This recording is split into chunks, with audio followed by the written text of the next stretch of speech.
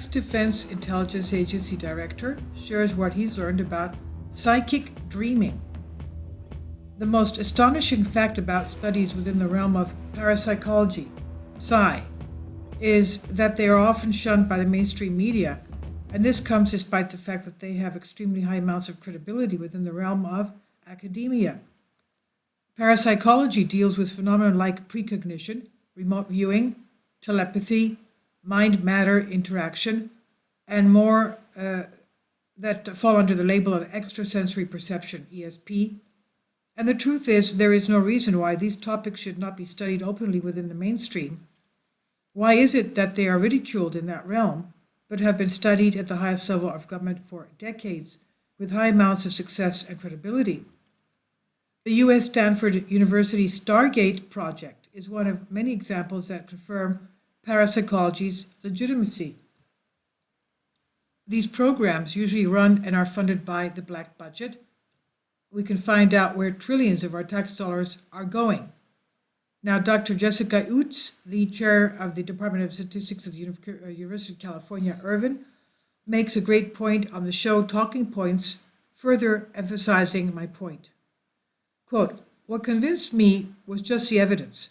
The accumulating evidence, as I worked in this field and I got to see more and more of the evidence, I visited the laboratories even beyond where I was working to see what they were doing, and I could see that they really had tight controls. So I got convinced by the good science that I saw being done. And in fact, I will say, as a statistician, I've consulted in a lot of different areas of science. The methodology and the controls on these experiments are much tighter than they are in other areas of science where I've worked." End quote. Now, based on all of my research into the field of parapsychology, the information seems to be shunned away from in mainstream academia simply because it has an association with superstition, spirituality, metaphysics, and magic, quote unquote. All this alone, no matter how strong the evidence and how significant the results when studied in a scientific setting, instantly have closed-minded non-believers yell out pseudoscience. There is instant condemnation without investigation, and sometimes, quote, "protecting against this possibility sometimes seems more important than encouraging scientific exploration or protecting academic freedom. But this may be changing," end quote. This is what Cassandra Vietten said. She's PhD and President CEO at the Institute of Noetic Sciences. One realm within the topic of parapsychology is the study of our dreams. And there is no better person to learn about dreams from than Dale E. Graff. Graff is an MS in physics and a lifelong investigator of psi phenomena, specializing in a variety of extrasensory perception, ESP topics, including remote viewing and precognitive dreaming. He has a scientific background in the aerospace industries and in technology, technical intelligence assignments for the Department of Defense. He was also director of the Stargate program mentioned above from 1990 to 1993. He was a member of several intelligence community working groups for advanced physics, electro-optics, stealth, and other technologies. As chief of an advanced technology group at Foreign Technology Division FTD, Wright-Patterson Air Force Base, Dayton, Ohio, he became the contract manager for remote viewing research at the Stanford Research Institute, SRI, in 1976. He transferred to the Defense Intelligence Agency in 1980 and became director of the Advanced Concepts Office. And there's a link to the source right there. Now, in the lecture below in the video, he answers the following questions. What is psi dreaming? How can individuals experience psi dreams? How can psi dreaming be researched and evaluated scientifically? And what can we do with psi dreaming? How can psi dreaming be understood relative to other forms of psi, such as remote viewing and some types of intuition?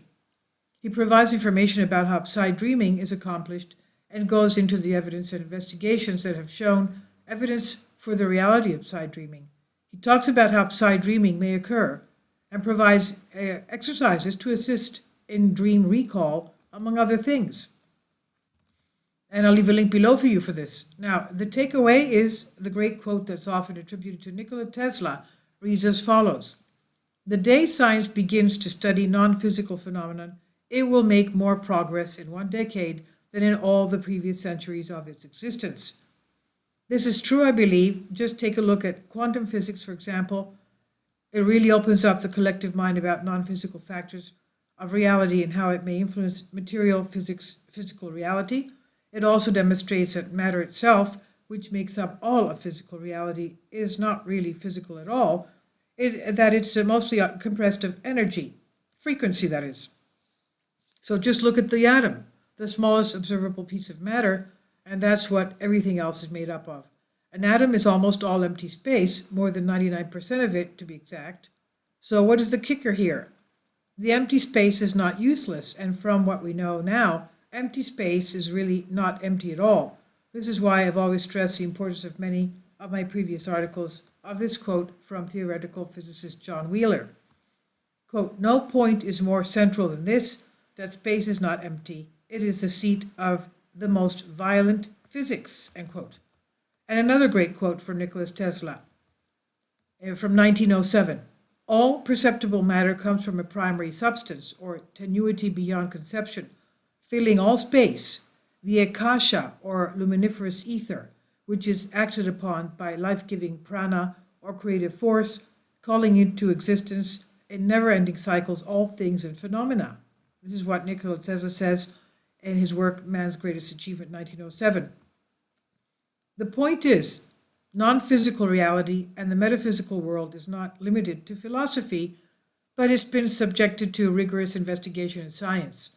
The collective mind seems to be opening up quite rapidly, but just as we look back in the past to some concepts now accepted as truth that were once considered blasphemy, it's important to remember that this type of resistance still exists today. Now, this article, ex-Defense Intelligence Agency Director shares what he's learned about psychic dreaming, originally from Collective Evolution, published here on Creative Commons. It's on Collective Spark by Steve McCamley. And I'll leave a link below for you for the video.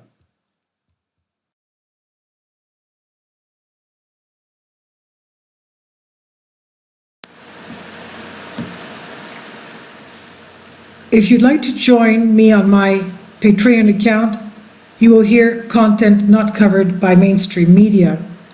These riveting stories will be based on my research, and I will state my opinions and give my personal insight on diverse and controversial subjects and world events not covered by mainstream media, and not supported by YouTube guidelines. So whatever I have on my Patreon, most of those will not be on my YouTube channel. Please consider becoming a member today. More of the most significant and important videos will be on my Patreon channel. Your support helps me to continue my research and keeps this YouTube channel alive. And we depend on your support, your generous charity, because we help economically challenged families here in Athens, Greece, in Kapota, and we also help the young generation with university tuition and the community around our church. Thank you.